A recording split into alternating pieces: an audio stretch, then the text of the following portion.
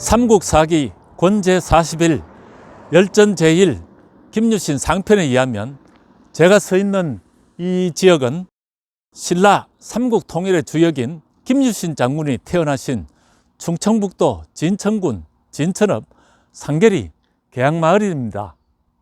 이 계양마을에는 김유신 장군의 탄생지를 재현해 놓았고, 탄생지 앞에 안내판에는 이곳 계양마을이 삼국 통일의 위협을 이룩한 신라 김유신 장군이 탄생하고 성장한 곳이며, 장군은 이 지역에서 태어나서 화랑이 되었고 고구려와 백제의 침입을 막아냈고 삼국 통일의 대업을 이루었으며 당나라 세력을 몰아내는 자주성을 지키는 데 공헌하였다고 기록하고 있습니다.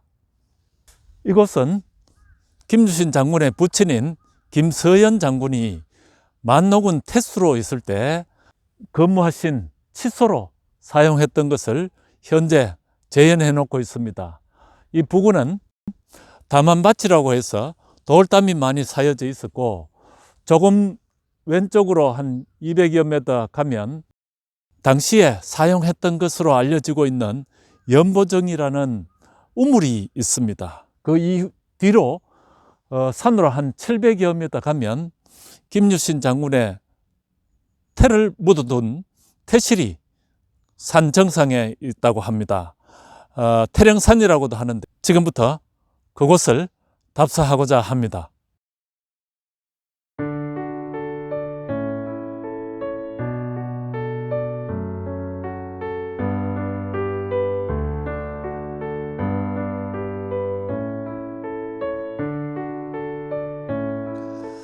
제가 서 있는 이 뒤쪽으로 올라가면 저 오른쪽 산봉우리에 김유신 장군의 태실이 있는 곳이고, 바로 이쪽으로 조금만 한 50m 정도 가면 당시 치소에서 사용하던 우물이 있던 곳입니다. 자, 연보정으로 가보시죠.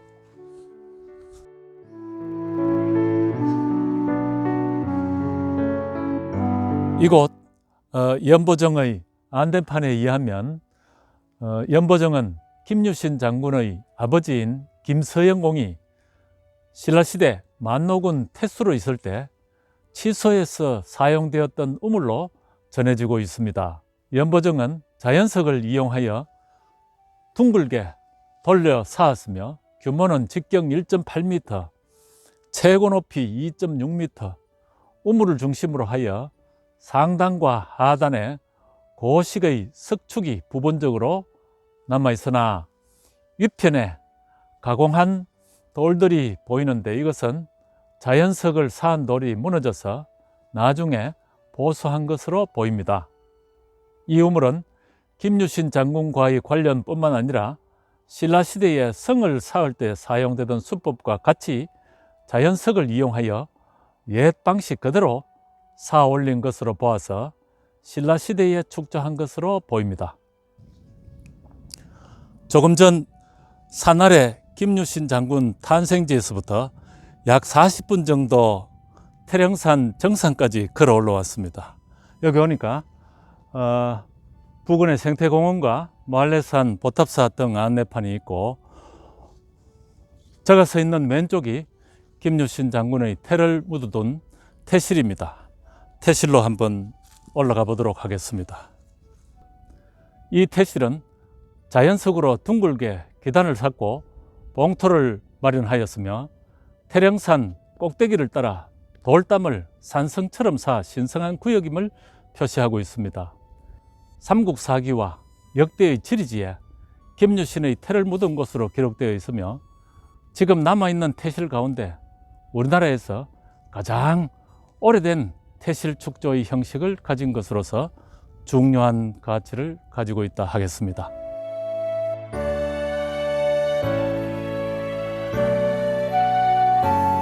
여기 김유신 장군 탄생지라 전선되는 곳에 김유신 장군 유허지라 세운 유허비와 비각은 지난 1988년 9월 30일에 충청북도 기념물로, 또 앞에 김유신 장군 태실은 김유신 장군 태실 및 돌담이라는 명칭으로 1997년 6월 27일 충청북도 기념물로 각각 지정되었다가 지난 1999년 6월 11일에 이 모두를 합하여 사적으로 지정하였습니다. 이 뒤편 일대는 천관사지로 알려져 있는 곳입니다. 이 일대는 김유신 장군이 용화향도 시절에 여기에 살았다는 천관녀와 사랑에 빠졌다는 러브스토리가 전승되는 현장으로 지금은 당시에 김유신이 지었다는 천관사지란 안내판과 당시의 것으로 추정되는 3층 석탑이 복원된 채 지나가는 나그네의 발길을 멈추게 하고 있습니다.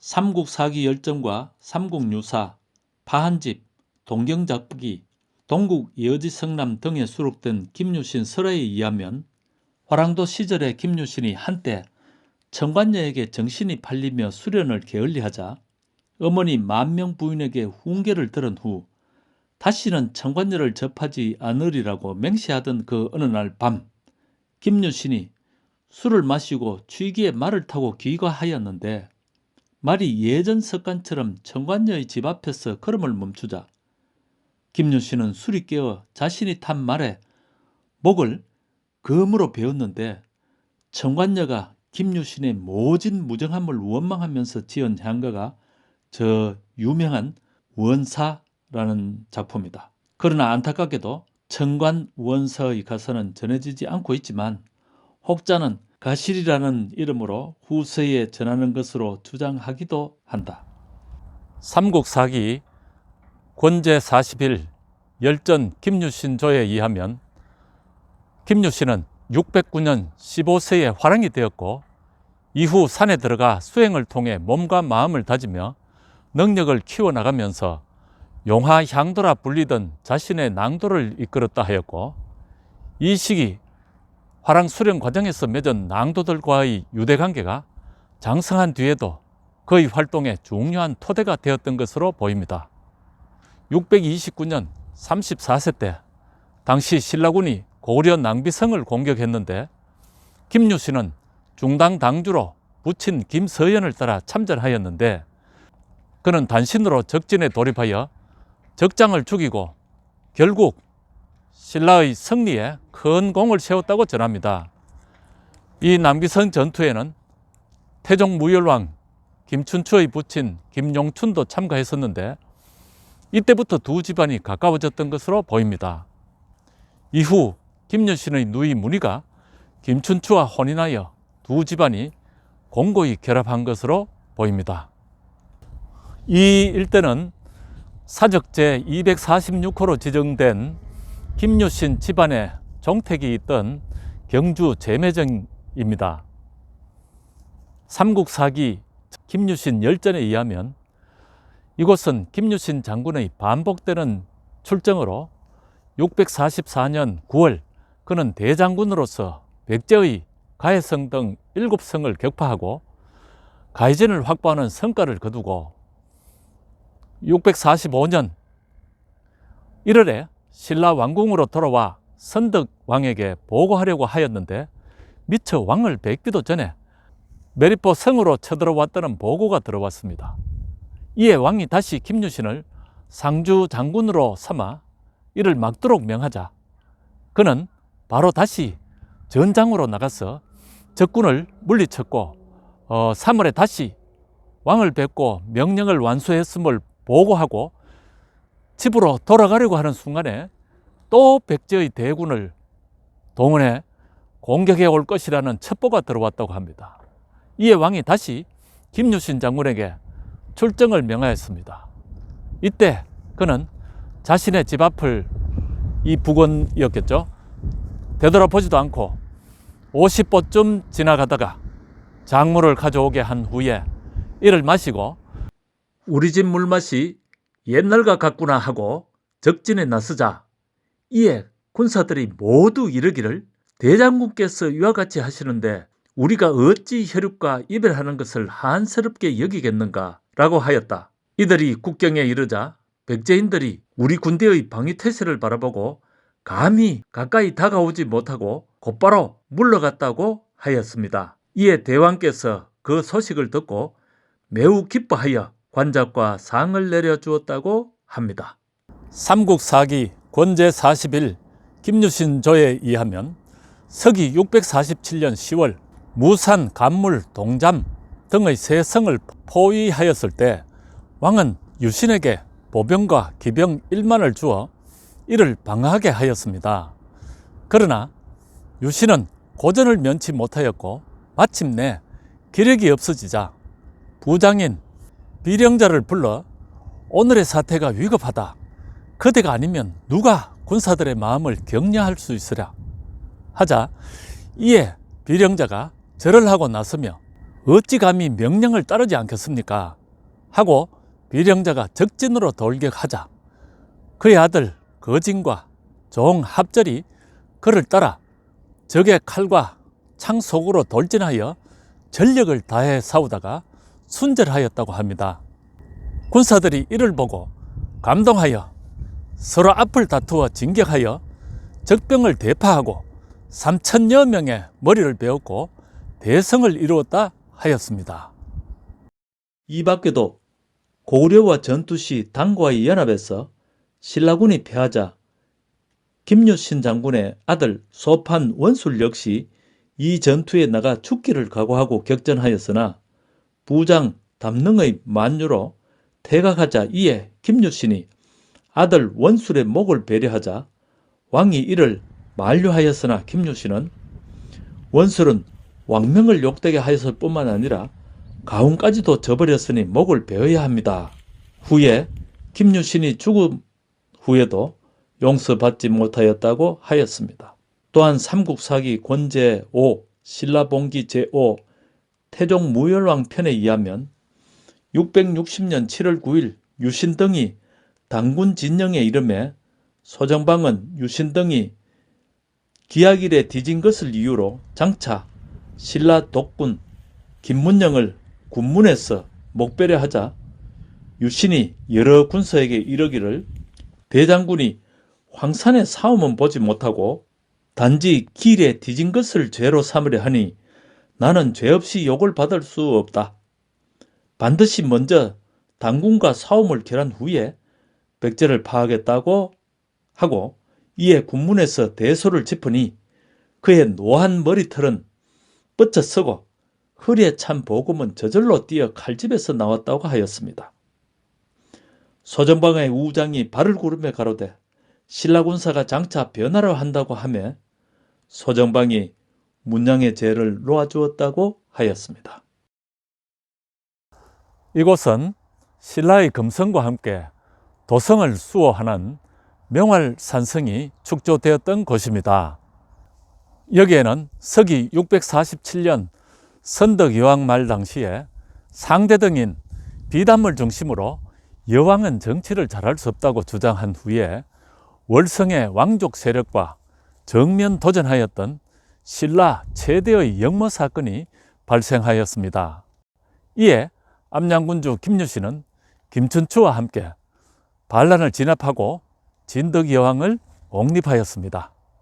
반란 세력의 우두머리는 당시 귀족회의의 장인 상대등 비담이었습니다. 반란군과 대치한 지 8일 만에 선덕여왕이 죽는가 하면 흉조라고 믿어지던 유성이 월성 쪽으로 떨어져서 왕실 측의 사기는 위축된 반면 반란군의 사기는 충천에 있었습니다. 대왕은 이 말을 듣고 몹시 두려워하였습니다. 유신이 왕을 뵙고 길룡에는 일정한 법칙이 없으니 오직 사람이 하기에 달렸습니다.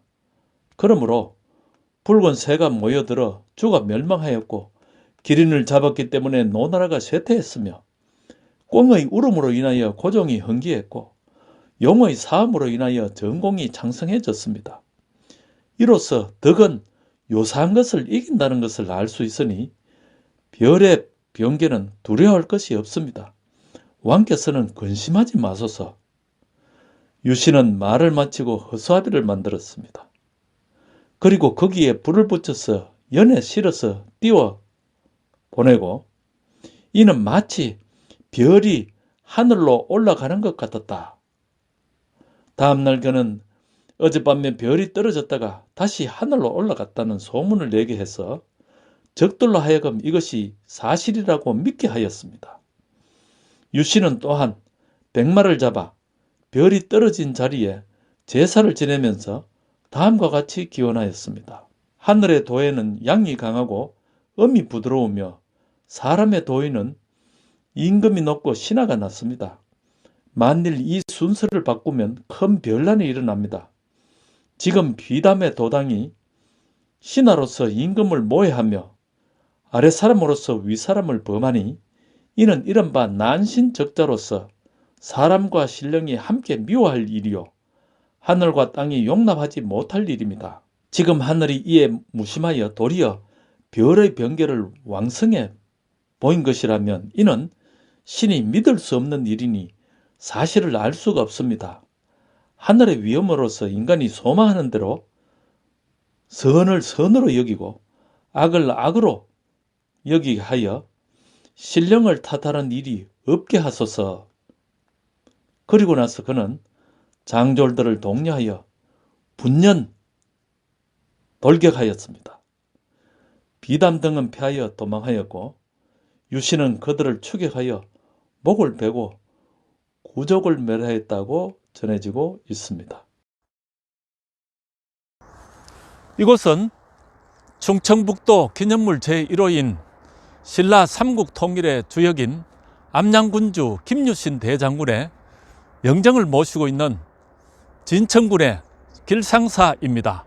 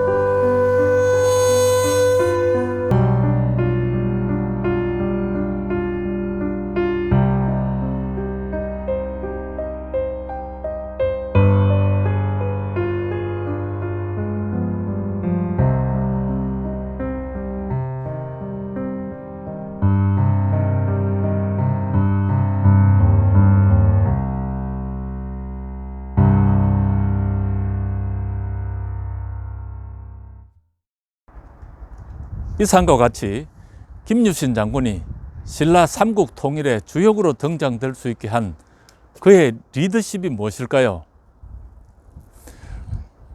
여러 가지 될 수 있겠지만 그는 화랑정신을 솔선하여 구현한 대표적인 인물로 봐야 할 수 있겠습니다. 김유신은 화랑으로 국가에 대한 충성을 다하는 화랑정신과 충효사상을 갖추고 신의와 임전무태, 살생유택을 바탕으로 솔선수범하는 강한 정신력과 화랑정신이 바탕이 된 덕장적 리더십을 갖추었다고 할 수 있겠습니다.